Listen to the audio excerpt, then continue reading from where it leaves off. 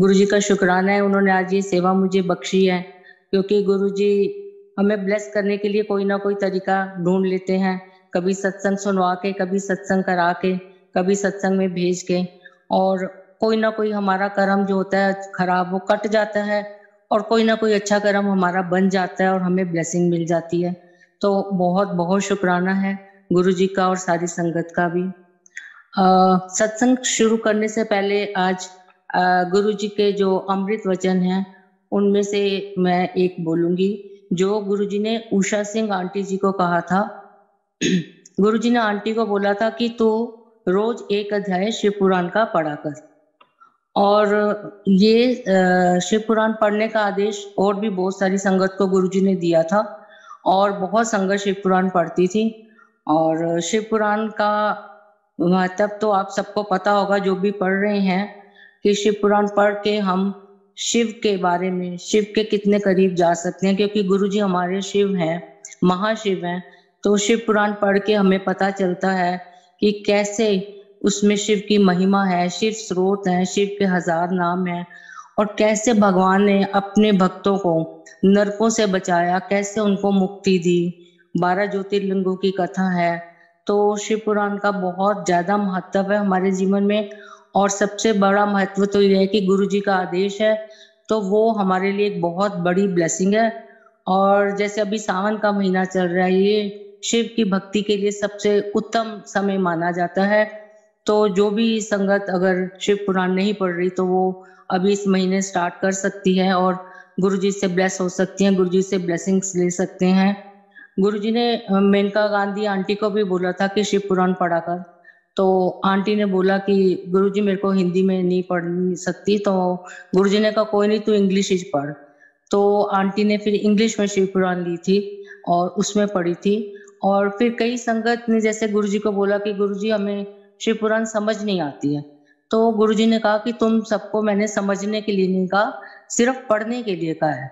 तो क्योंकि समझ तो हम सकते ही नहीं, वो सृष्टि के शुरू में जो शिव भगवान के वचन है, जो उन्होंने देवताओं को बोली, वो बातें आज हमारे कलयुग के जीवों को कहाँ समझ आ सकती है। और गुरुजी ने इतना इजी रास्ता हमारे लिए बना दिया कि समझना नहीं है, सिर्फ पढ़ो, पढ़ने से ही हमें उसकी ब्लेसिंग गुरुजी की मिल जाएगी और हमारा बेड़ा पार होगा। और हमको जैसे हम लोग जब नए गए थे तो हमें भी पुरानी संगत ने बोला कि शिव पुराण पढ़ा करो, तो हमने सोचा कि हम भी, मैं वैसे पहले भी शिव पुराण जैसे पढ़ती थी तो शायद, पर वो भाव नहीं होगा जो कि होना चाहिए था। तो फिर संगत ने बोला कि आप शिव पुराण गुरुजी से ब्लेस करा लो। तो हम एक नई शिव पुराण लेके आए और मंदिर लेके गए। तो मेरे अंकल, मेरे हस्बैंड के हाथ में वो बैग था जिसमें शिव पुराण थी। तो जैसे हम एम्पायर स्टेट पहुंचे तो अभी गुरुजी अपने सिंहासन पे नहीं बैठे थे, वो अभी साइड में खड़े थे और संगत ऐसे थोड़ी सी संगत खड़ी थी। तो गुरुजी ने मेरे अंकल से पूछा, हुन ए की चुक लिया आया मैं? तो अंकल ने बोला, गुरुजी शिव पुराण है, ब्लेस कर दो। तो गुरुजी ने बोला कि अंदरों ਤੁਹਾਨੂੰ बहुत ब्लेसिंगा ਦਿੱਤੀਆਂ ਹੋਈਆਂ ਤੇ पढ़िया करो। तो जैसे किसी किसी संगत की शिव पुराण को गुरुजी ब्लेस करते थे, गुरुजी उस पे ब्लेसिंग्स ऑलवेज लिखते थे, अपने साइन करते थे। और हमें जैसे गुरुजी ने बोल दिया कि अंदरों ਤੁਹਾਨੂੰ बहुत ब्लेसिंगा ਦਿੱਤੀਆਂ होइयां, तो ब्लेस तो उन्होंने कर दिया। तो तब से फिर हम शिव पुराण पढ़ते हैं और गुरुजी की कृपा है। गुरुजी की ब्लेस करने से शिव पुराण में आपको आनंद आना शुरू होता है, आपको रस लगता है, उसको पढ़ने में एक भार नहीं लगता आपको, वो भक्ति है जो वो बहुत मीठी लगनी शुरू हो जाती है। तो ये सब गुरुजी की ब्लेसिंग्स के कारण ही हो पाता है। अदरवाइज रामायण, शिव पुराण, गीता हम शायद पहले भी पढ़ते होंगे, लेकिन वो भाव और वो रस नहीं था जो गुरुजी के ब्लेस करने के बाद आता है। तो आप जब भी शिव पुराण पढ़ना चाहें तो आप गुरुजी के चरणों में शिव पुराण को रख के और गुरुजी की इजाजत लेके उसको पढ़ना शुरू करें, तो आप देखें कि गुरुजी की कृपा आपके ऊपर कैसे होती है और आपको वो शिव पुराण कितनी अच्छी लगेगी और कितनी अच्छे से समझ आएगी।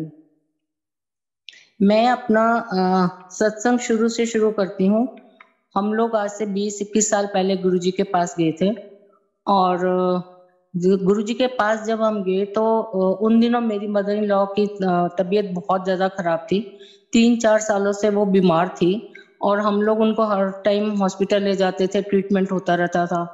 और फिर बाद में डॉक्टर्स ने बोलना शुरू कर दिया कि अब इनमें कोई जीवन बचा नहीं है, आप इनको हॉस्पिटल मत लाया करो, अब इनको घर पे ही रखो और इनकी सेवा करो और इनके हाथों से कोई दान पुण्य कराओ ताकि इनके कर्म कटे और इनको मुक्ति मिले, क्योंकि अब जीवन तो शेष नहीं है, सिर्फ कर्म ही कटने शेष रह गए। और जबकि डॉक्टर्स ऐसी बातें बोलते नहीं है, और जब डॉक्टर्स ने ये जवाब दे दिया तो फिर हमने घर में पूजा वूजा करके दान वान किया, लेकिन कुछ भी ऐसा नहीं हो रहा था और वो बहुत ज्यादा तकलीफ में थी और उनको देख के हम भी बहुत तकलीफ में होते थे, पूरा घर हमारा तकलीफ में था।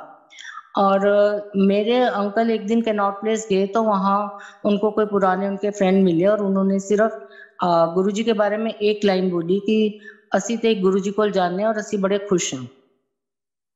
और ये बात सुन के जैसे इन्होंने घर आके मेरे को बताया तो मैंने कहा कि आपने एड्रेस ले लेना था, हम भी चले जाते हैं।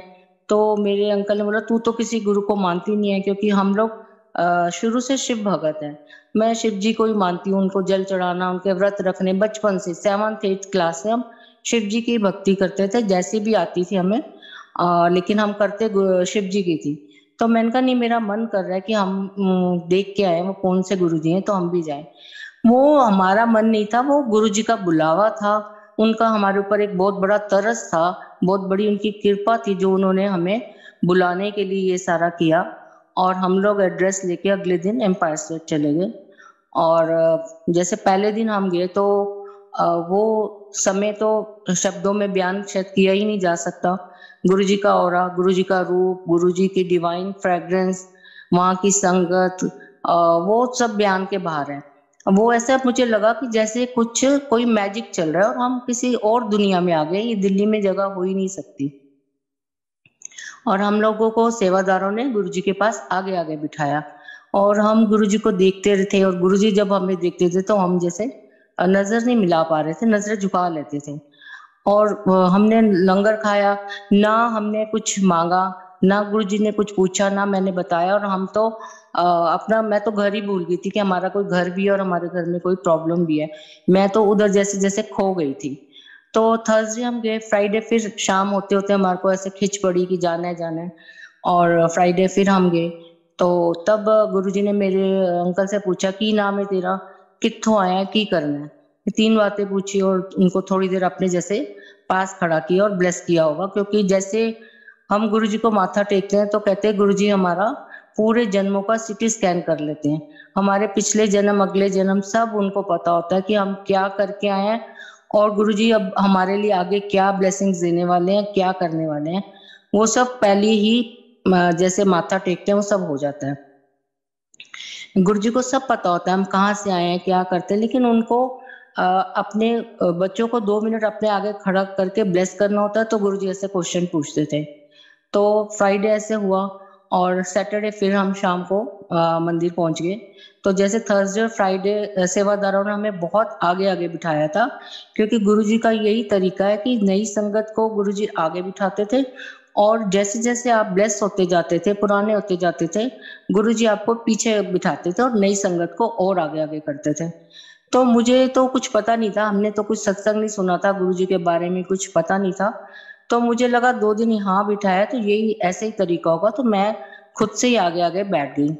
तो जैसे गुरुजी आए तो गुरुजी ने बड़ी ऊंची आवाज में मुझे बोला चलो पीछे जाके बैठो। और वहाँ उस टाइम मतलब पिन ड्रॉप साइलेंस होता है और गुरुजी की आवाज तेज कड़क होती है और सारी जैसे संगत देखती है कि किसको कहा गया। तो मुझे बड़ा एम्बैरेसिंग फील हुआ कि जैसे मेरी इंसल्ट हो गई है, और गुरुजी ने मतलब मेरे को बहुत आगे इतनी जगह है और फिर भी गुरुजी ने पीछे भेज दिया है। तो मैं पीछे बैठ के थोड़ा परेशान हुई, रोती रही। और जैसे फिर थोड़ी देर के बाद गुरुजी उन दिनों अपने हाथ से प्रसाद देते थे, कभी हलवे का या लड्डू, बर्फी, पिन्नी, कुछ भी मिठाई, गुरुजी ऐसे हाथ मुट्ठी भर भर के हमें देते थे। और वो प्रसाद हमें बाहर जाके खाना होता था और फिर हम लोग हाथ धो के वापिस आते थे। तो जब हम वो प्रसाद लेके बाहर गए, हम प्रसाद खा रहे थे, तो मेरे को पुरानी किसी संगत की आंटी ने बोला कि आप क्यों रो रहे हो, आप क्यों परेशान हो रहे हो, आज तो आपको गुरुजी ने आपको नहीं डांटा, आपके बुरे समय को डांटा है, आपके बुरे कर्मों को डांटा है, और गुरुजी ने आपके बुरे समय को पीछे कर दिया। तो आज तो आपका बहुत बड़ा कोई कल्याण होगा, क्योंकि गुरुजी की डांट में तो सबसे बड़ा आशीर्वाद होता है, सबसे बड़ी ब्लेसिंग्स होती है। तो आज आप बिल्कुल परेशान ना हो, और आप देखना आके हमें 2 दिन बाद सत्संग सुनाओगे कि गुरुजी ने आपको क्या ब्लेस किया। और वो आंटी के समझाने से मैं थोड़ा, मेरा मन ठीक हो गया, और हम लोग फिर लंगर खा के घर आ गए। और जब घर आए तो जैसे मेरी मदर इन लॉ थोड़ी बेचैन सी थी, तो मैंने उनका हाथ पकड़ा और मैंने गुरुजी का ही नाम लिया। जैसे वहां पर मंदिर में तब ओम नमः शिवाय बोर्ड पे ऐसे लिखा होता था गुरुजी के दरबार में, मंत्र जाप तब नहीं होता था, सिर्फ ओम नमः शिवाय था। तो मैंने वही ओम नमः शिवाय का पाठ किया, और गुरुजी का नाम लेते लेते पाठ करते करते वो मम्मी को उसी रात मुक्ति मिली। ना हमने गुरुजी से उनके लिए कुछ मांगा, ना गुरुजी ने हमसे पूछा, ना कुछ बताया। तो बिन बोलिया सब कुछ जानता गुरुजी कहते थे, अगर तुम आके मेरे को अपनी प्रॉब्लम ही बताओगे तो मैं रब का दा। तो मतलब रब को तो सब पता होता है ना, किसी महापुरुष को शायद आधी बातें ना पता हो, लेकिन रब को तो सब पता है। गुरुजी साक्षात महाशिव थे, उनको सब पता था। गुरुजी ने हमारी जो भी प्रॉब्लम थी वो 2-3 दिन में ही हमारे को जैसे वहां से निकाला। उसके बाद तो फिर हमने कभी पीछे मुड़ के नहीं देखा, और हमने रेगुलर गुरुजी के पास जाना शुरू कर दिया। पहले तो हम 4 दिन जाते थे, थर्सडे, फ्राइडे, सैटरडे, संडे। और फिर 1-2 साल के बाद गुरुजी ने बोला कि 4 दिन नहीं आना, हफ्ते 2 दिन आया करो। और फिर थोड़े टाइम के बाद बोला कि हफ्ते एक और आया करो। और जब गुरुजी ने चोला छोड़ा उससे 2-3 महीने पहले गुरुजी का हुक्म आया था संगत को, पुरानी सब संगत को, कि 15 दिन में एक बार आना। तो तब फिर हम 15 दिन में एक बार जाते थे। तो वो हमारा जो टाइम था वो धीरे धीरे, गुरुजी को पता था हमें कितना ब्लेस करना है और कितने समय में करना है। तो वो महाराज का अपना एक तरीका होता है किसी को बुलाने का। किसी किसी संगत का तो गुरुजी डे फिक्स करते थे कि खाली सैटरडे ही आना है या खाली थर्सडे आना है। तो हमारा ऐसे डे फिक्स नहीं किया था, तो हम चारों दिनों में से किसी दिन भी हम जा सकते थे। जब हम गुरुजी के पास जाना शुरू हुआ तो मेरी 2 बेटियां हैं, दोनों तब छोटी थी। बड़ी तो थोड़ी कॉलेज पहुंच गई थी, और छोटी अभी बहुत छोटी थी। तो मेरे को एक आंटी ने बोला कि गुरुजी ने बोला मेरे लिए कि एनू ना मैं सेवा लंगर सेवा दांगा, पर हले नहीं, हले दे बच्चे छोटे ने, जद दे बच्चे वड्डे हो जाएंगे ता। तो उन दिनों लंगर सेवा बहुत ज्यादा वो थी कि कोई भी जा ही नहीं सकता था बैक साइड पे, किचन की साइड पे। तो मैं तो बड़ी हैरान हुई कि हम तो नई संगत है और हमें लंगर सेवा मिलेगी। पर वो आंटी ने बोला कि गुरुजी ने बोला अभी नहीं, अजय अजय बच्चे छोटे ने, जब बच्चे बड़े हो जाएंगे ता। तो वो जैसे 1-2 महीने बीत गए, साल बीत गया, तो वो बात आई गई होगी और मैं भूल गई। लेकिन गुरुजी के वचन जो होते हैं वो पत्थर पे लकीर होते हैं, वो मिटा नहीं कोई सकता। और गुरुजी कोई भी बात ऐसे नहीं कहते थे, उसका कोई मीनिंग होता था, उसका आने वाले टाइम में कुछ आपको ब्लेसिंग्स मिलनी होती थी। तो ये सब होना, और मतलब मैं भूल गई ये सब, और हम तो जैसे रेगुलर मंदिर जाते रहे।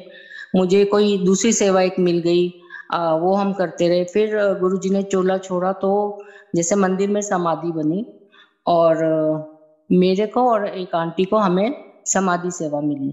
तो एवरी सैटरडे हम लोग समाधि की सफाई वगैरह करने के लिए जाते थे। उन आंटी का बेटा 12th में था, मेरी बेटी 12th में थी, छोटी वाली। वो लोग बोर्ड की अपने एग्जाम की तैयारियां कर रहे थे, और हम लोग एवरी सैटरडे मंदिर आते थे। तो एक सैटरडे हम लोग सेवा करने आए हुए थे, और उसके बाद मंडे या ट्यूसडे मेरी बेटी का लास्ट बोर्ड का एग्जाम था। तो उस सैटरडे जब हम सेवा करके 4-5 बज गए होंगे, तो किसी ने मेरे को बैक साइड से, किसी लंगर वाली आंटी ने बोला कि आप लोगों की सेवा होगी, आप फ्री हो तो आप प्लीज पीछे आके हमारी हेल्प करा दो, आज थोड़े हमारे सेवादार कम है किचन में। तो मैं तो बड़ी खुश होगी, मैंने जल्दी से अपना हाथ धोए और किचन में बिना कुछ सोचे, बिना किसी से पूछे जाके सेवा शुरू कर दी।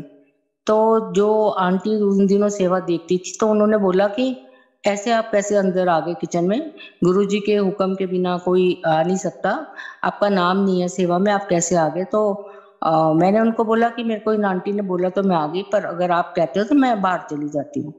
तो आंटी ने बोला हाँ, ऐसे नहीं आप आ सकते, जब गुरुजी चाहेंगे आप तब आना। और इस समय भी मैं इस बात को भूल चुकी थी कि मेरे को गुरुजी ने लंगर सेवा दी हुई है, और मतलब मेरे दिमाग में बिल्कुल नहीं था उस टाइम। और 2-3 मिनट के बाद भी आंटी बाहर आती है और उन्होंने मेरे से पूछा कि आप कब से आ रहे हो, रेगुलर हो, कौन-कौन सी सेवा करते हो, सेवा में रेगुलर हो, सब पूछा। फिर उन्होंने जैसे गुरुजी ने उनको कोई प्रेरणा दी और उन्होंने मेरे को 2 लड्डू दिए और बोला कि आंटी ये लो मीठा मुँह करके आओ और हाथ धो के आज से आपकी लंगर सेवा शुरू। सोचो जो सेवा महाराज ने इतने साल पहले ब्लेस की थी, वो गुरुजी ने मेरा जैसे मीठा मुँह करके स्वागत करके वो सेवा मुझे बख्शी। और उस सेवा में इतना रस डाला, इतना रस डाला कि ऐसा लगता था कि सैटरडे को जैसे घर वापस जाते थे तो अगले सैटरडे की वेट होती थी कि हाय सैटरडे कब आएगा और कब हम मंदिर जाके सेवा करेंगे। इतना प्यार, इतना सेवा में गुरुजी ने वो डाला हुआ था कि कुछ कहने की हद नहीं। क्योंकि वो हमने मांग के नहीं ली थी, वो गुरुजी ने खुद दी थी। जो चीज गुरुजी खुद देते थे ना, वो आपके लिए बहुत बड़ी एक ब्लेसिंग होती थी। पता नहीं मेरी लाइफ में कितने कष्ट आए आने थे और क्या क्या ब्लेसिंग्स गुरुजी ने मुझे उस सेवा के थ्रू देनी थी। तो वो गुरुजी अपने हर एक इंडिविजुअल के हिसाब से उसको सेवा या उसको सत्संग या उसको जो भी गुरुजी ने बख्शना होता था गुरुजी देते थे। तो वो सेवा जब हम कर रहे थे तो एक दिन क्या हुआ कि गुरुजी का जो लंगर प्रसाद बनता है उसमें जो वैसे सारा स्पाइसी होता है, लेकिन चटनी जो होती है गुरुजी की लंगर की वो बहुत स्पाइसी होती है। और वो सबको पता है कि गुरुजी कहते थे कि भाई मिर्चा खिला के मैं सारे थोड़े बुरे कर्म कटवाना वा। तो वो एक दिन चटनी बनी, तो उस चटनी को बनाने से क्या हुआ कि मेरा मिर्ची से एलर्जी हो गई और मेरा पूरा राइट जो हाथ है वो मतलब लाल हो गया एकदम। उसमें बहुत जलन होनी शुरू हो गई। इतनी जलन हो रही थी कि किसी ने दूध लाके कच्चा फ्रिज में से लगा दिया, किसी ने टूथपेस्ट लगा दी, किसी ने बर्फ मल दी, लेकिन वो आराम नहीं आ रहा था और मेरे को बहुत ज्यादा तकलीफ हो गई थी। और शाम होते होते तो वो बहुत बढ़ गई। तो किसी ने बोला मेरे को कि आप केमिस्ट से पास जाओ और एक एंटी एलर्जी की गोली लेके आ जाओ, तो आपकी ये जलन शायद ठीक हो जाए। तो मैंने सोचा हाँ ये बात ठीक है। तो इतने में शाम को मेरे अंकल आते थे, उनकी कोई शाम की सेवा होती थी। तो उनको जब पता चला कि ऐसे ऐसे मेरे को प्रॉब्लम हो रही है, तो उन्होंने कहा कि ऐसा करते हैं दवाई खा के घर चले जाते हैं, तेरी तबीयत ठीक नहीं है। तो मैंने कहा नहीं, अब सुबह से मैं मंदिर में हूँ, लंगर खाए बिना तो जाऊंगी नहीं, हम दवाई खा के वापस मंदिर आ जाते हैं। तो मैंने केमिस्ट से एक एंटी एलर्जी की टैबलेट ले ली और एक उसने कोई ट्यूब लगा दी कि आप लगा लो, और मैं मंदिर वापस आई, हमने लंगर खाया और मेरे को उससे काफी आराम आ गया और मैं बच्चों के साथ घर आ गई। लेकिन अंकल जो थे उनकी सेवा थी, तो वो रात को बहुत लेट आए। तो जब लेट आए तो उन्होंने मेरे को बोला कि मैंने तेरे को सुबह का एक सत्संग सुनाना है, पर अब बहुत लेट हो गया, मैं संडे को सुबह तेरे को बताऊंगा। तो मैं भी सो गई। और संडे सुबह अंकल ने बताया कि सैटरडे सुबह उनको ऑफिस जाना था, मेरे को मंदिर जाना था। तो सुबह का टाइम बहुत ऐसे शॉर्ट पड़ता है तो कोई बात नहीं होती, पर अंकल ने बताया कि सैटरडे को जो हमारे रूम में गुरुजी का एक बहुत बड़ा स्वरूप है बेड के एकदम सामने, वो सुबह के टाइम आधा राइट साइड उसकी पूरी लाल हो गई थी, फेस की जैसे कि कोई जल जाता है ऐसे लाल हो गया था, और आधी साइड ठीक था। तो अंकल कहते मैं बड़ी देर देखता रहा कि ऐसे कैसे गुरुजी की फोटो कैसे खराब हो गई, आधी फेस पूरा लाल हो गया और आधा ठीक है। कह रहे मेरे को समझ नहीं आई, 2-3 बार मैंने देखा तो फोटो वैसी ही थी। कह रहे फिर थोड़ी देर के बाद जैसे मैंने आधे घंटे बाद देखा तो वो तो बिल्कुल नॉर्मल था, सब वो बिल्कुल जैसे पहले था गुरुजी का फेस। तो फिर उन्होंने मुझे बताया कि मैंने तेरे को ये बताना था, इसका मतलब ये है कि गुरुजी ने आप तेरी जो जलन थी वो अपने ऊपर ले ली। उस दिन हो सकता है मेरे को मंदिर में मैं आग से जल सकती थी, घी से जल सकती थी, इतना गरम लंगर बनता है, दाल सब्जी कुछ भी ऊपर मेरे गिर सकता था, पर वो मालिक ने मुझे परेशान होने ही नहीं दिया। 90% कर्म माफ कर दिए और 10% मेरे को क्या आर्टिफिशियल एक जलन दी, जिससे कि ना मेरी स्किन खराब हुई, ना मेरी स्किन पे छाले पड़े, ना मुझे कोई डॉक्टरों के चक्कर लगाने पड़े। तो मतलब इतने कम में गुरुजी ने मेरा वो कर्म काट दिया। ये महाराज का शुक्राना है, बहुत बहुत शुक्राना है। गुरुजी अपनी संगत पे ऐसे ही हमेशा कृपा बनाते रहते हैं। जब हम शुरू में हम जाते थे तो एक दिन मेरे को गुरुजी ने दर्शन दिए। जो भी गुरुजी का सपना आता है वो सपना नहीं होता, वो दर्शन होते हैं और वो अ, हमेशा उस टाइम गुरुजी खुद मौजूद होते हैं आपके पास। तो सपना आप सोचो तो खुद से नहीं हम ले सकते, वो मालिक जब चाहते हैं तब वो अपने दर्शन देते हैं और उस दर्शन में वो जो आपसे कहलवाना चाहते हैं आप बोलते हो या सुनते हो। तो मेरे को गुरुजी ने दर्शन दिए और दर्शन में गुरुजी के हाथ में एक एनवेलप था और उस एनवेलप के ऊपर लिखा हुआ था ट्रिप टू यूएसए। और उसको जब मैंने खोला तो उसके अंदर एक एयर टिकट था और बस इतने दर्शन थे और वो गुरुजी ने मेरे हाथ में दिया और वो दर्शन खत्म हो गए। तो सुबह जब मैंने सबको बताया तो हम बड़े खुश हुए कि गुरुजी ने हमें ब्लेस किया है। कभी तो हम यूएसए जाएंगे और गुरुजी ने हमको एयर टिकट दिया है। तो पर कब जाएंगे ये पता नहीं था क्योंकि हमारा तब यूएसए में कोई रहता नहीं था। किसके पास जाएंगे, कैसे घूमने जाएंगे, क्या तरीका बनेगा, वो हमारी समझ से बाहर था। और इस बात को भी काफी साल बीत गए। मैं इस ब्लेसिंग को भी भूल गई। और वैसे गुरुजी बोलते थे कि जब मैं तुमको जो भी दर्शन देता हूँ या ब्लेसिंग देता हूँ तुम लिखा करो, क्योंकि जैसे हम लिखते हैं जब भी हम वो किताब उठाएंगे तो हमको सारी बातें गुरुजी की सारी ब्लेसिंग्स याद रहती है और हम उनका शुक्राना करते रहते हैं।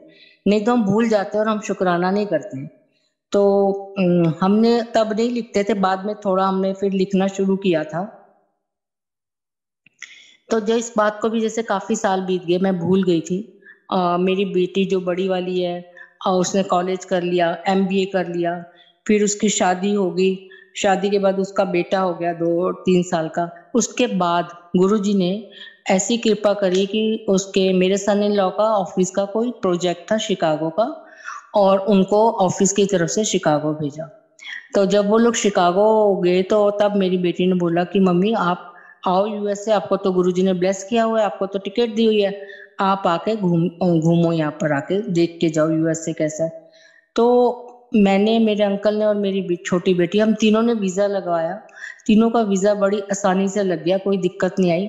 पर कुछ हालात ऐसे हुए कि वो दोनों जा नहीं पाए और मैंने अकेले नहीं जाना था। तो जब गुरुजी ने मुझे वो टिकट दी थी तब गुरुजी ने मुझे बहुत सारे सत्संग दिखाए थे जो कि यूएसए में हो रहे हैं, क्योंकि उन लोगों को मैं जानती नहीं थी जिनके घरों में मैं सत्संग में, मतलब मैंने ड्रीम में जो देखे थे। और एक सत्संग ऐसा दिखाया था कि बहुत बड़ी बिल्डिंग है 30-40 स्टोरी की और पूरा मिरर कांच का जैसे ग्लास का सारा है काम। तो वो सब सत्संग भी दिखाए थे।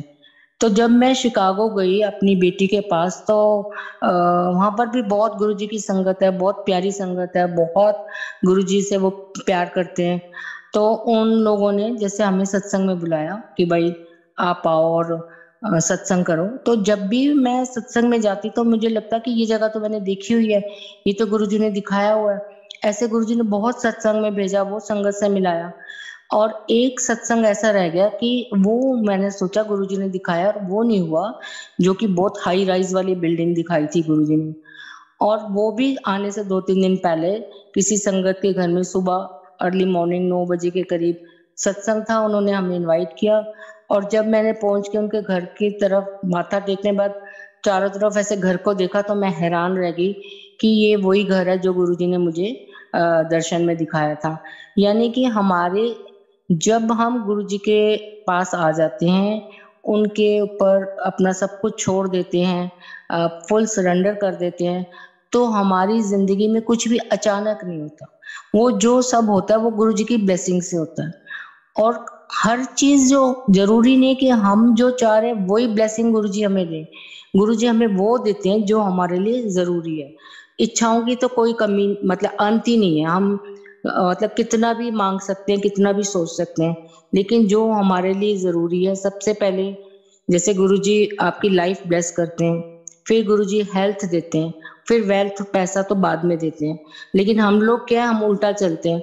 हम पहले पैसा, कार और घर, नौकरी, बच्चे, शादियां मांगते हैं, फिर हेल्थ मांगते हैं और फिर लाइफ मांगते हैं। पर ये सब चीजें लेके हम क्या करेंगे अगर हमने बचना ही नहीं है। तो ये गुरुजी को पता था कि गुरुजी ने मुझे ब्लेस करने के लिए शायद उस जगह पे मेरे लिए ब्लेसिंग रखी हुई थी क्योंकि आपको गुरुजी उस जगह पे पहुंचा देते हैं जहां से आपने ब्लेस होना है। चाहे वो सत्संग सुनने के लिए भेज दें, चाहे सत्संग करने के लिए भेज दें, चाहे लंगर खाने के लिए भेज दें, क्योंकि वो जगह नहीं आपके पास चल के आएगी, आपको गुरुजी भेजते हैं। किसी किसी को गुरुजी कहते थे जाओ बाहर जाओ, तो कई कष्ट ऐसे थे जो गुरुजी कहते थे जा ना मैं पानी च कट सकना वा ना धरती थे, तो मैं हवाई च कटांगा। तो उन संगत के जो कष्ट हैं वो हवा में दूर करते थे। तो ये गुरुजी का अपना बहुत एक अलग तरीका है सबको ब्लेस करने का, जो कोई भी कभी समझ नहीं सकता। हम बस उतना ही समझ सकते हैं जितना कि हमें गुरुजी दिखाते हैं या हमारे साथ जो होता है या हम किसी संगत का सत्संग सुनते हैं। लेकिन गुरुजी की तो लीला अपरंपार है, उनको तो कोई पहचान ही नहीं सकता। जब मैं गुरुजी के पास जा रही थी तो उन दिनों क्या हुआ कि मेरा बीच में कुछ टाइम ऐसा आया कि मेरा पेट थोड़ा अपसेट रहना शुरू हो गया।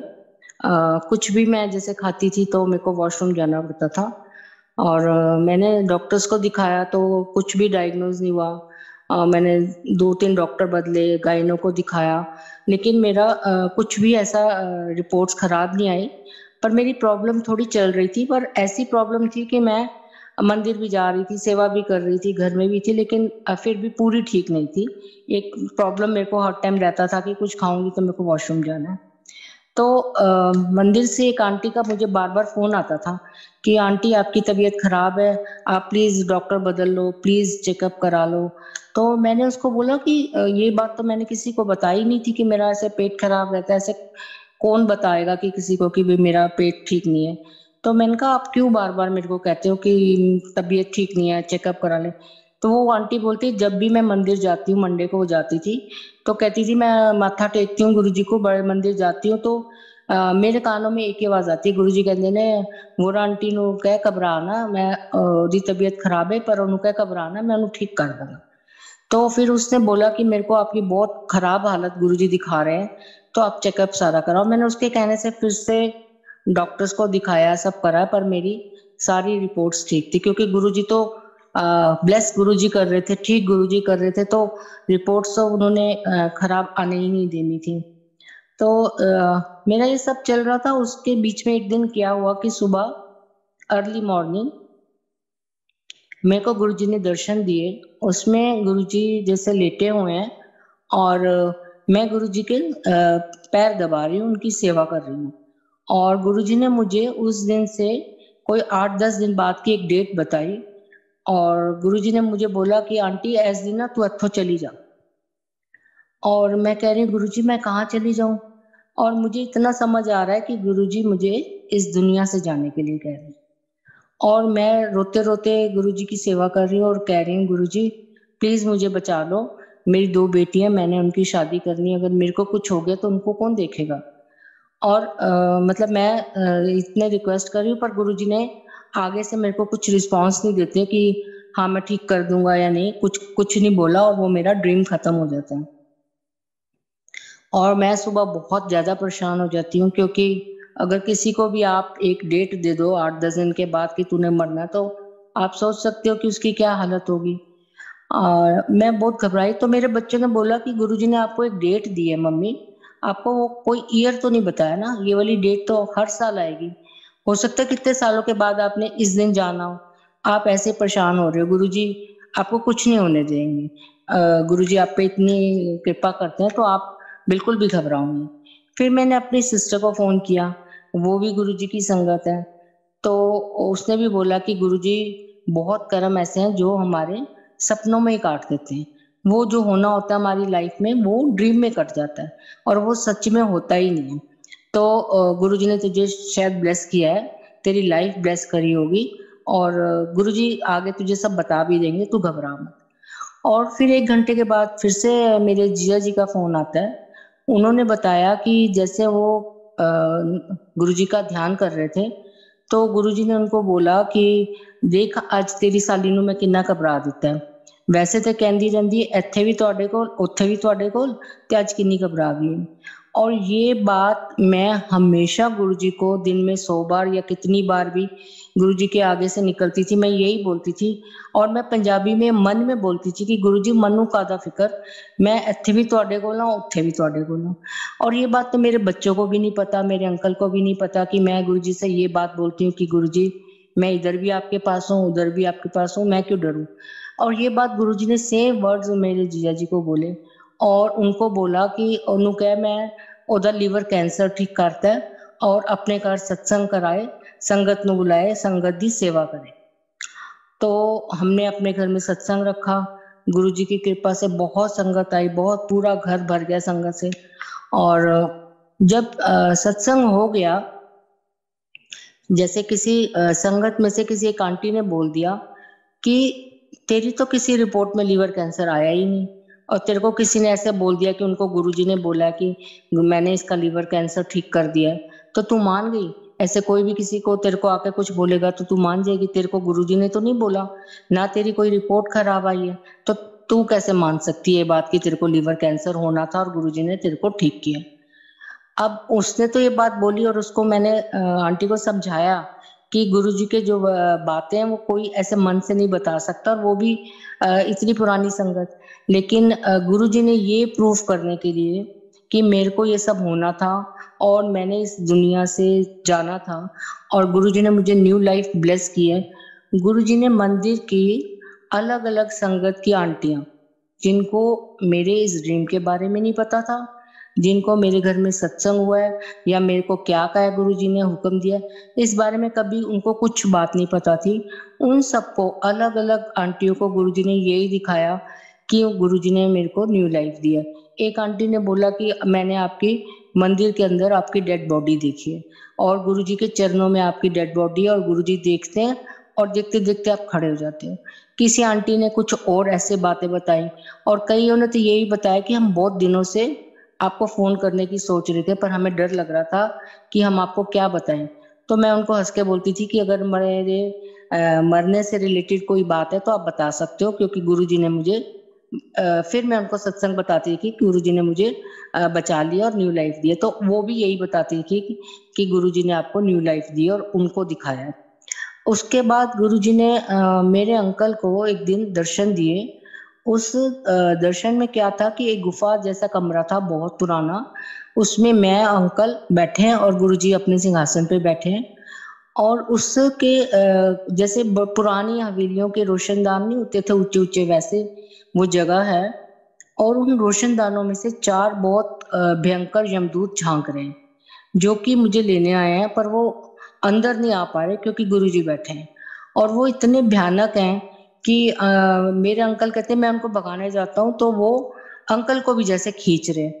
और उन्होंने अंकल ने डर के मारे इतनी चीखें मारी कि सच में मतलब वो चीखें मार रहे थे। और दूसरे रूम से मेरे बच्चे उठ के आए कि पापा को क्या हो गया, कि इतना क्या डरावना सपना देख लिया जो पापा ने इतनी चीखें मारी हैं। तो अंकल पसीने से भीगे हुए थे और उन्होंने बताया कि ऐसे ऐसे मैंने यमदूत देखे हैं। और उन्होंने बताया कि गुरुजी ने जब उन यमदूतों के ऊपर ऐसे देखा और गुरुजी की आंखों से एक लाइट जैसे निकलती है और उनके ऊपर जाती है और वो भाग जाते हैं। तो गुरुजी ने मतलब अलग अलग तरीकों से सबको यही बताया कि भाई मुझे कैंसर होना था और मेरी बहुत खराब हालत होनी थी और मैंने मरना था, और गुरुजी ने मुझे नई जिंदगी दी, नई न्यू लाइफ दी है। गुरुजी का बहुत बहुत शुक्राना है। गुरुजी, ये जो जीवन है ये अब आपके लिए ही है। आपका गुणगान करूं, आपका सत्संग सुनूं, आपकी सेवा करूं, बस यही मेरी अब जिंदगी है। और इस सब के लिए तो मुझे गुरुजी की कृपा बहुत ज्यादा चाहिए, क्योंकि वो ब्लेस करेंगे, वो हमें कृपा हम पे करेंगे, तभी हम ये सब कर सकते हैं। नहीं तो हमारे बस में ये सब करने का है नहीं है। और एक और सत्संग है कि जब हम नए नए गए थे तो वहां पर तब बहुत कम ऐसा होता था कि फोटो गुरुजी की स्वरूप बहुत कम बटते थे। तो बहुत छोटे छोटे एक मिलते थे जो गुरुजी के जैसे बैच टाइप होता था, वो सब लोग अपने अंकल आंटी अपने कपड़ों में लगा के आते थे मंदिर जब आते थे, और जैसे घर जाते थे तो उतार देते थे। पर फोटो में बहुत कम मिलती थी। तो एक दिन क्या हुआ कि एक गुरुजी के बहुत अच्छे बड़े बड़े स्वरूप आए हुए थे और गुरुजी ने एक सेवादार को दिए थे, वो बांट रहे थे। तो पहली बार हमें गुरुजी के सामने, गुरुजी के मंदिर में एक स्वरूप मिला और हमारी खुशी का ठिकाना नहीं था।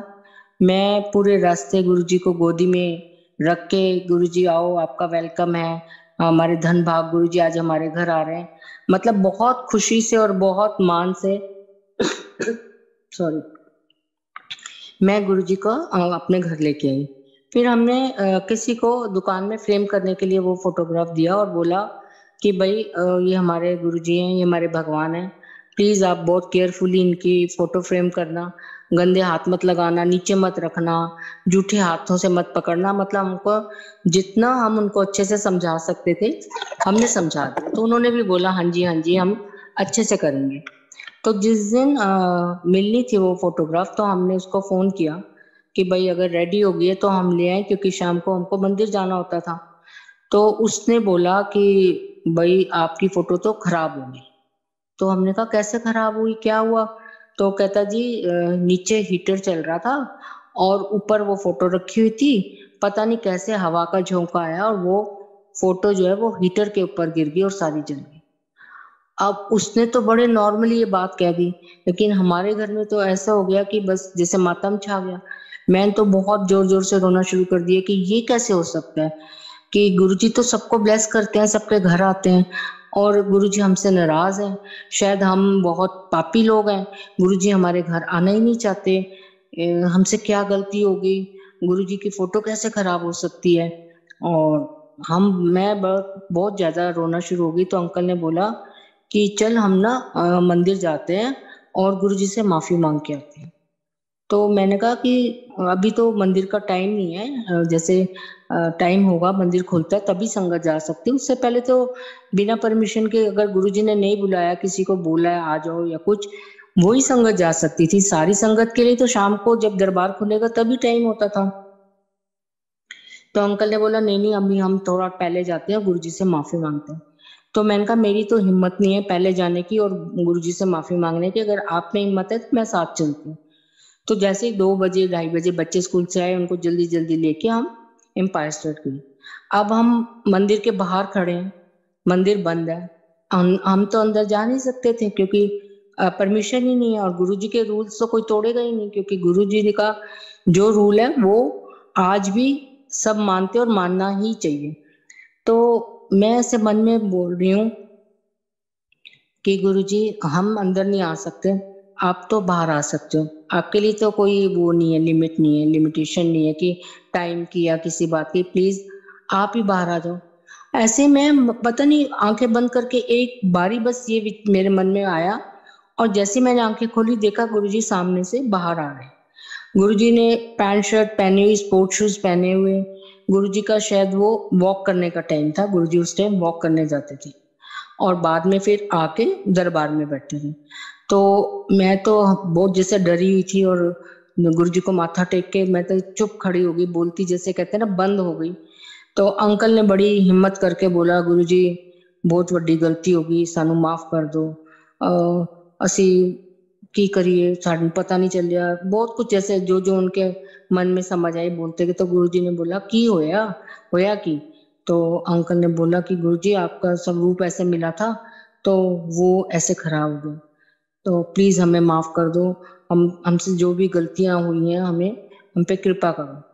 तो गुरुजी ने कहा कोई नहीं, आने वाले टाइम में थानू बहुत फोटोआं दांगा। और मतलब गुरुजी ने जैसे ये कह के हमारे ऊपर, कहते हैं ना जैसे एक आग लगी हो तो उसके ऊपर पानी का छींटा डाल दो, एकदम शीतल ठंडा कर दिया हमें। हमारे मन से बोझ ही उतर गया कि हमें गुरुजी ने माफ कर दिया। फिर हम अभी एम्पायर स्टेट का मंदिर खुलने में टाइम था तो हम बड़े मंदिर चले गए, मंदिर जाके हमने माथा टेका और थोड़ी देर वहां बैठ के फिर वापस एम्पायर स्टेट आए। तो इस बात के कुछ टाइम के बाद गुरुजी के छोटे छोटे स्वरूप बन के आए थे, जैसे कि आजकल लोग कार में रखते हैं उतने छोटे साइज के फ्रेम किए हुए। तो गुरुजी ने अंकल को बुलाया और पहले एक दिया, फिर कुछ सोचा और एक और दे दिया, और फिर मुझे बुलाया तो मुझे भी एक स्वरूप दिया। तो हमें एक दिन में 3 स्वरूप दिए अपने हाथ से। और फिर उसके कुछ दिन के बाद फिर से गुरुजी के और बहुत सुंदर छोटे छोटे स्वरूप बन के आए गोल्डन फ्रेम में। वो भी अंकल को एक और एक मेरे को दिया। इस तरह गुरुजी ने हमें टोटल 5 स्वरूप अपने हाथ से दिए। बहुत बहुत शुक्राना है, क्योंकि गुरुजी बोलते हैं कि हर फोटो च मैं आप होना वा, मेरी फोटो नाल गल किया करो तो जवाब मिलेगा। फिर जो उन्होंने अपने हाथ से हमें दिए उसमें तो वो साक्षात विराजमान है ही हैं। तो बस हमारा जो है ना जीवन सफल हो गया। और मुझे तो लगता है जैसे मेरी वो जमीन जायदाद जैसे लोग अपने बच्चों को देके जाते हैं ना, तो मेरे लिए तो वो सबसे बड़ी जायदाद है जो मैं अपने बच्चों को दूंगी। उससे बड़ा तो और कुछ हमारे पास है नहीं। जब हम जाते थे तो गुरुजी ने मेरे अंकल को बोला था कि कल्ला ना आया कर, बसा पार के गड्डियां पार के ट्रक पार के संगत दे लाया कर। तो ये वाली बात गुरुजी ने चोला छोड़ने से कुछ दिन पहले ही कही थी, क्योंकि गुरुजी को जैसे पता था, गुरुजी को अपना समय निश्चित था जाने का। तो गुरुजी चाहते थे कि ज्यादा से ज्यादा संगत आए और मैं उनको ब्लेस करूं। तो गुरुजी बहुत संगत को बोलते थे कि नई संगत लाया करो। इवन जब नई संगत आप लेके जाते थे तो उस दिन आपका वो फ्री डे होता था, मतलब अगर आपका दिन नहीं है तब भी आप जा सकते थे, क्योंकि आप नई संगत को लेके आए हो। तो वो दिन आपको एक एक्स्ट्रा दिन मिल जाता था। तो संगत बहुत खुश होती थी कि हमको एक दिन और गुरुजी के दर्शन करने के लिए मिल गए। तो संगत जिसको गुरुजी बोलते थे या जिसको ब्लेस करते थे तो वो लोग संगत लाते थे। हमको वो हुक्म हुआ, हमने भी बहुत कोशिश की, जैसे गुरुजी की मर्जी हुई हम संगत लेके जाते थे, बस बस करके ऐसे जो भी गुरुजी की मर्जी होती थी। अब उस संगत में से किसको कब जोड़ना है, कुछ उनमें से संगत मैं देख रही जिनको हम फर्स्ट टाइम इतने साल पहले लगे थे, वो अब इस समय 1-2 सालों से अब जुड़ना शुरू हुई है। अब वो रेगुलर गुरुजी के जैसे सत्संग करते हैं, मंदिर जाते हैं।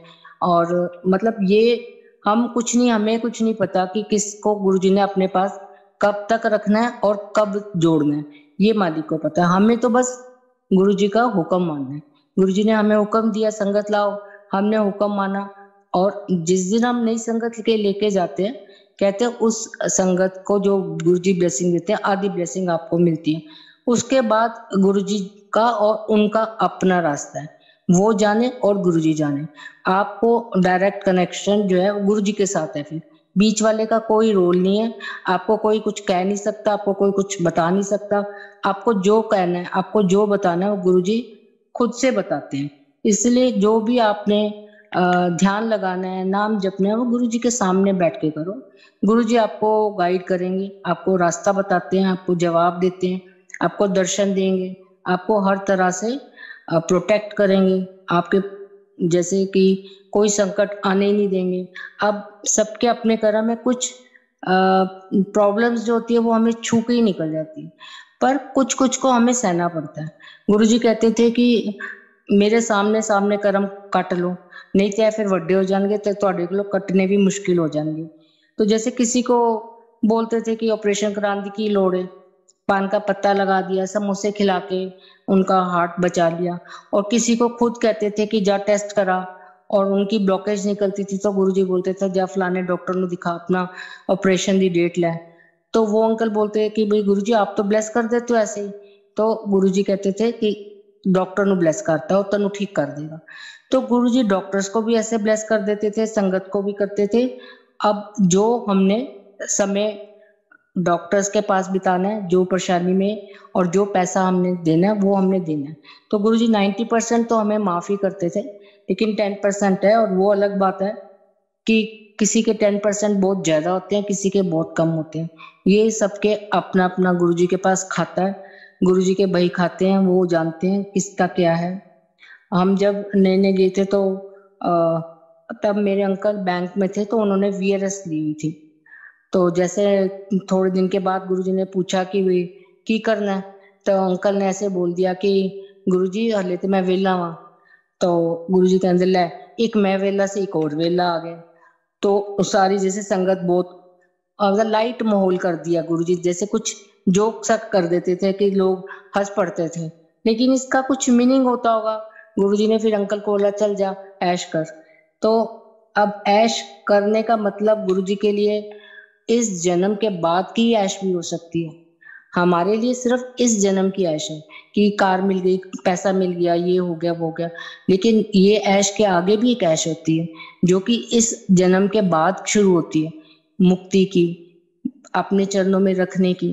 क्या पता गुरुजी के वचनों का क्या मतलब होता है, क्या ऐश करवाई गुरुजी ने, क्या बोला, क्योंकि अंकल की लाइफ को तो खतरा था ही। वो तो गुरुजी ने शुरू में हमें एक शादी का कार्ड दिया था, तो उसमें लिखा था अंकल का नाम। जैसे हम लोग वोरा लिखते हैं तो हम लोग लिखते हैं VOHRA, तो गुरुजी ने लिख के दिया था हमें VOHARA, तो एक ए बढ़ा के दिया था। तो पुरानी संगत ने हमें यही बताया कि गुरुजी ने नाम जैसे बदला, एक तरह से एक चीज बढ़ाई तो आपकी लाइफ बढ़ाई है। और ये सत्संग बहुत बड़ा है, मैं नेक्स्ट टाइम बताऊंगी कि कैसे गुरुजी ने अंकल को 7-8 साल न्यू लाइफ दी थी और उनको प्रॉब्लम में से, बहुत बड़ी प्रॉब्लम में से निकाला था, और बहुत साल तक गुरुजी ने उन पे कृपा रखी थी। और उसके बाद जैसे हम जाते थे तो हमने पुरानी संगत से सुना था कि गुरुजी जमीन पे पैर नहीं रखते, गुरुजी के 2 इंच ऊपर चलते हैं।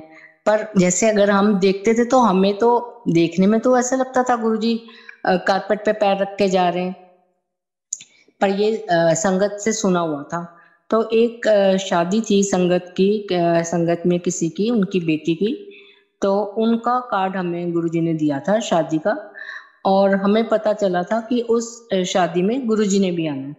तो गुरुजी सारी संगत की घर नहीं जाते थे, कहीं कहीं खुद जाते थे, कहीं कहीं अपनी संगत को भेजते थे, और संगत के रूप में गुरुजी उनको ब्लेस करते थे। तो उस शादी में गुरुजी ने खुद आना था, तो हम बहुत खुश थे कि हम भी शादी में जा रहे हैं जहाँ गुरुजी ने आना है। एक और दिन हमें मिलेगा जिसमें हम गुरुजी के दर्शन कर पाएंगे। तो जिस दिन शादी थी उस दिन सुबह से बहुत बारिश थी, बहुत सारा दिन बारिश होती रही, और वो जो शादी थी वो ओपन में थी, फार्म हाउस में थी। और जब हम लोग जल्दी पहुंचे वहां तो सब मतलब उनके सिटिंग अरेंजमेंट खराब हो चुका था, टेबल चेयर सब गीले हो चुके थे, और वो शाम को जैसे बारिश बंद हो गई थी तो वो सब ठीक ठाक कर रहे थे, लेकिन पूरा फार्म हाउस में पानी था और घास पूरी गीली थी, तो आप चलोगे तो सारी घास, तिनके, मिट्टी आपके शूज में चिपक रही थी। तो संगत सारी लगी हुई थी शादी की तैयारियां भी ठीक करने में, तो पैंट ऊपर करके, आंटियां भी साड़ी ऊपर करके सब चल रहे थे कि हमारे कपड़े खराब ना हो। तो थोड़ी देर के बाद जैसे टाइम हुआ तो गुरुजी आए, तो सब लोग गुरुजी को लेने के लिए, वेलकम करने के लिए गेट तक हम लोग सब गए संगत। और गुरुजी जल्दी जल्दी चल के, गुरुजी की चाल बहुत तेज थी, कोई भी उनके साथ मैच नहीं कर पाता था। गुरुजी जल्दी जल्दी चल के अपने, जो उन्होंने आंटी ने सिंहासन एक बनाया हुआ था गुरुजी के बैठने के लिए, गुरुजी वहां जाके बैठ गए, और उस स्टेज के चारों तरफ सारी संगत गुरुजी को घेर के बैठ गई। कोई भी शादी की मतलब खाने पीने में या और कुछ देखने में इंटरेस्ट किसी को इतना नहीं हो रहा था, और सारी संगत गुरुजी को घेर के बैठ गई थी। तो जैसे गुरुजी का एक बैठने का स्टाइल है जो आप लोगों ने देखा होगा गुरुजी के स्वरूप में, गुरुजी एक लात के ऊपर दूसरी लात ऐसे ऊंची रख के बैठते थे, तो एक पैर ऊंचा होता था, आपको वो पूरा शूज दिखता था, नीचे से पूरा पैर दिखता था। तो जब गुरुजी वैसे बैठे तो वो हम देख के हैरान हो गए कि वो शूज का जो तला था वो ऐसा था जैसे ब्रांड न्यू अभी शोरूम से लेके आया, ना वो गीला था, ना उसमें मिट्टी लगी हुई थी, ना उसमें घास लगी हुई थी। हम सबके कपड़े गंदे हो रहे थे इतने, और गुरुजी के ना कपड़े गंदे थे, ना गुरुजी के शूज गंदे थे। तो ये बात जो हमने सुनी थी कि गुरुजी जमीन पे पैर नहीं रखते, कि जमीन उनका भार नहीं सह सकेगी, तो ये बात हमने अपनी आंखों से देखी, और शुक्राना है मालिक का, उन्होंने हमें इस जन्म में दर्शन दिए, अपने हाथ से प्रसाद दिया, और हमारे पर बहुत कृपा करी। और बस मैं आज अपना सत्संग यहीं खत्म करती हूँ, और यही सारी संगत से रिक्वेस्ट करती हूँ कि गुरुजी की शरण में आ गए हो तो बस कभी डोलना मत, चाहे अच्छा समय आए चाहे बुरा समय आए। गुरुजी अपनी संगत को कहते हैं नींबू की तरह निचोड़ते हैं, और फिर वो पक्की संगत बनती है। और गुरुजी कहते हैं मेरी संगत मुट्ठी पार है, बाकी पीड़ है। तो हम गुरुजी से यही मांगते हैं कि गुरुजी हमें इतनी हम पे कृपा करो कि हम आपकी मुट्ठी भर संगत में आए, आपकी मुट्ठी में आए। महाराज की मुट्ठी बहुत बड़ी है, पूरी दुनिया उसमें आ सकती है, कोई छोटी मुट्ठी नहीं है। तो हम यही बस कृपा हम पे वो गुरुजी करें कि गुरुजी की हम पक्की संगत बने और हम हमेशा गुरुजी की शरण में रहें, उन पे अपना विश्वास और मजबूत करें। Thank you Guruji.